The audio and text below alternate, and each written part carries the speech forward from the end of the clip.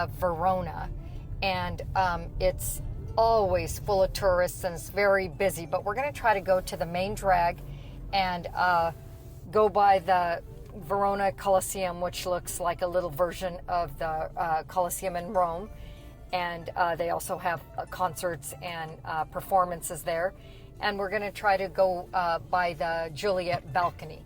So we haven't been here in a couple years, and driving in this middle part is not for the faint of heart. I will add that.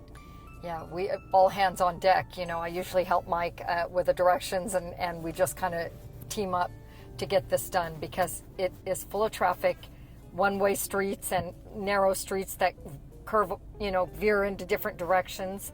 But there's lots of shops, lots of restaurants, and lots of high-end shopping here too. So it is a fun place, and it's certainly worth seeing. And we just left Suave about 30 minutes ago. So it took us about 30 minutes to get here, and it wasn't bad at all. It's kind of a gray day, but it's not cold. And it doesn't look like it's going to rain, to me. I hope it doesn't. And on either side is the walkways, and it's not very busy at all right now. But usually it's just full of people. And this is where we walk and we find shops and restaurants. And then if you go to the right on either side, you'll find lots of high-end places to eat and cafes and shops and everything in between. So this is kind of the main drag of Verona, and we just parked along the street. Sometimes we go and park in a parking garage, but you know, it's not very busy this time of year because I think the kids are returning to school, so we were able to find a parking along the street. I wanted to take some video as we're walking into the walled part of the city, and I love the sidewalk cafes here. In some ways, it's a little reminiscent of France and not Italy, because Italy usually has these cafes on the sides of narrow streets with buildings on either side. And this feels more open air, kind of like in Champs-Élysées or something. It's a big wide area of walking, of walkways. So we love that. And as you're walking by, you can see shops with bars and food, and those are some things that we enjoy about coming here. So we're just going to keep walking and strolling. It's a beautiful, kind of lightly overcast day, but not cold or uncomfortable in any way. And I noticed nobody has umbrellas with them, so they must know something. That's good. I hope that stays that way. The city of Verona is over 2,000 years old, and it's very characteristic with newer places and apartments and shops, but the one that Mike's zeroing in on is very characteristic with the shutters and the little balconies and flowers coming down. It's quintessentially Italian. We just thought we'd show you a little bit, and we're heading into where we're going is into the old part, and there's the old wall, so we're heading right through that gate. Well, so we are entering into the old walled part, and I thought we would film it. And it's marked by the big clock, and we'll be able to see more of it on the other side. It looks like they're doing a little restoration work here. All over Italy. Yeah, they're really, I guess the Jubilee year, they're going to just take that year to work on Italy. And to the left is the Signor Vino, and there's a number of locations. I know they had it in Rome and I think Florence too. And up above is the very typical balconies that we showed you earlier. And here's the really cute, quintessentially Italian city of Verona that we're walking into. And you'll see the old street lamps. And you'll see the old arena here. It's right on the other side of those trees, so we'll have to just keep walking. I have to get close to it, and I believe this is the theater, or maybe the municipal building, I'm not sure. And if you pan back here, it's the Teatro. Yeah. Up ahead, the covered area where they're doing the restoration, usually that's exposed and the brick is evident behind it, and it's the clock tower, and you can actually climb it. There's stairs that lead to it. something we haven't done, and I'm not sure that we really care to do it, but there's a lot of people that visit for the first time and they want to be able to do things like that.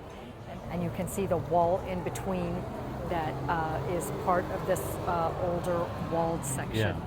And this here in front has all of the different performances that are going to be played inside the arena. Yes.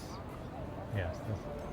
You can see, I'll show the dates if I can get on there.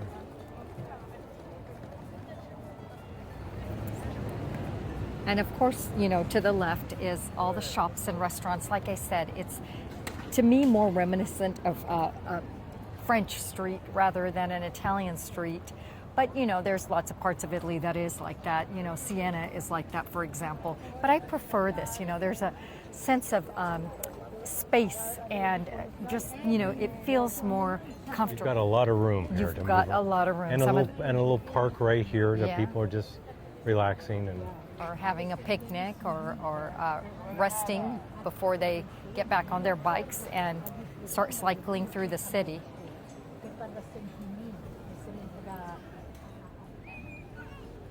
Okay, so now we've arrived directly in front of the Verona Arena. And would you believe this is nearly 2,000 years old?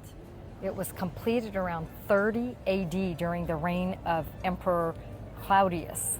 It was built as a Roman amphitheater, and it is one of the best preserved in the world. And now it's used to show operas and concerts and many other types of entertainment. They have rock concerts in there.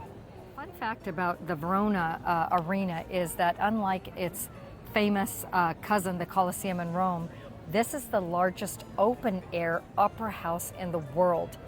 And it uses its original Roman acoustics so effectively that singers and musicians perform without amplification during its annual opera festival. Wow. That's really impressive.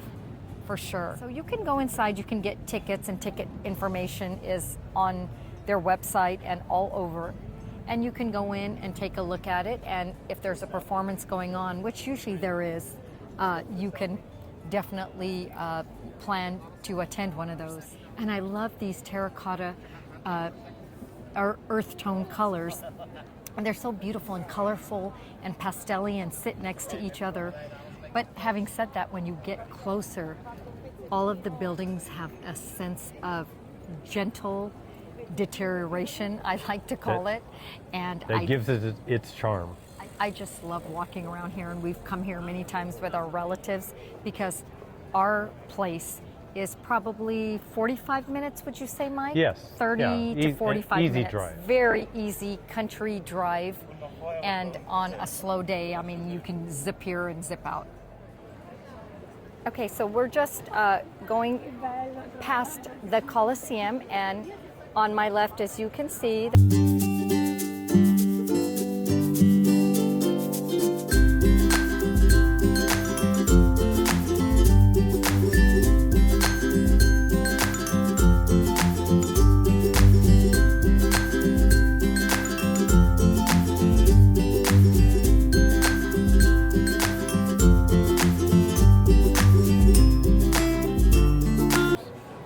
Ray-Ban, and I'll just pan out, and it's just a great walking shopping area that you can just stroll and high-end shops, some food.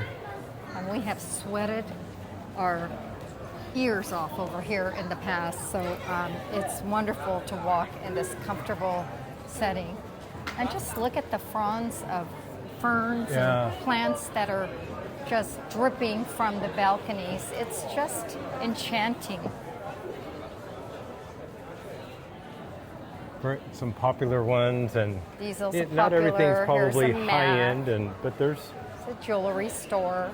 It's just a combination of everything. It's just a beautiful outdoor mall, and the weather, when it cooperates here, makes it that much more enjoyable.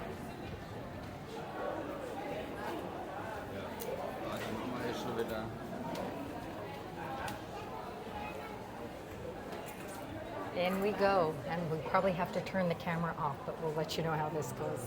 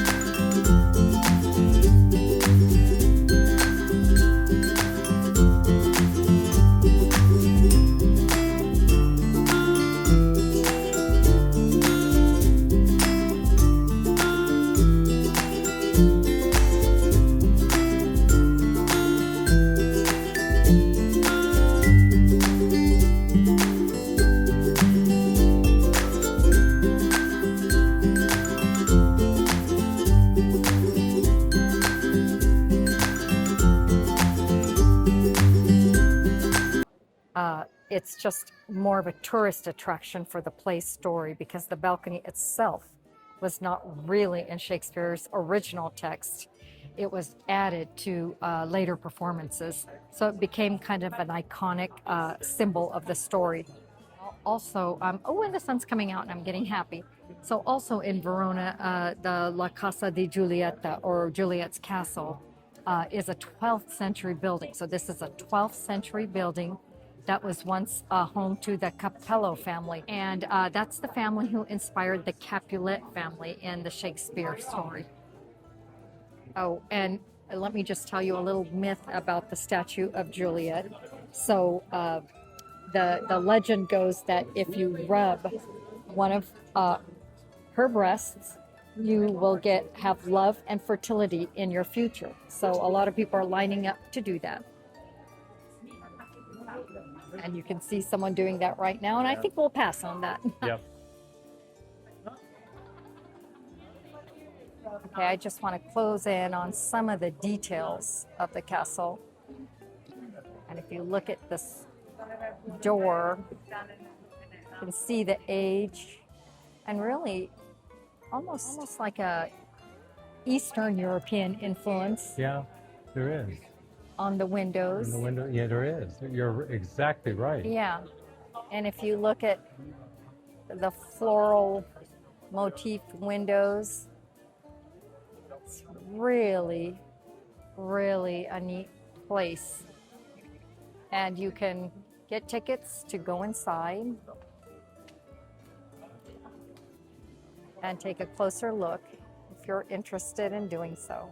So we were walking to lunch and we just came across this little square, this little piazza, and found these buildings just so, so interesting, so cute, so old and worn, and just the and yet setting. So Italian. I mean, yeah. It could be any town in Italy in some ways. And a little outdoor market for all of the typical things that people sell at There's fried tourist potatoes. places, yeah.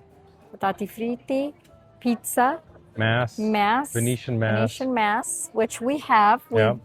bought when the kids were little. They're beautiful. We've never really used them. Never used it. But they're gorgeous. So here's more of the mass in detail. And then here's all the different foods packaged. Spices. So you've got some beautiful pastas, my goodness. Made of different things, different vegetables to give it those beautiful colors. Absolutely charming. Such a neat little place to just stroll around and do nothing. Yeah, wonderful. On our way to lunch.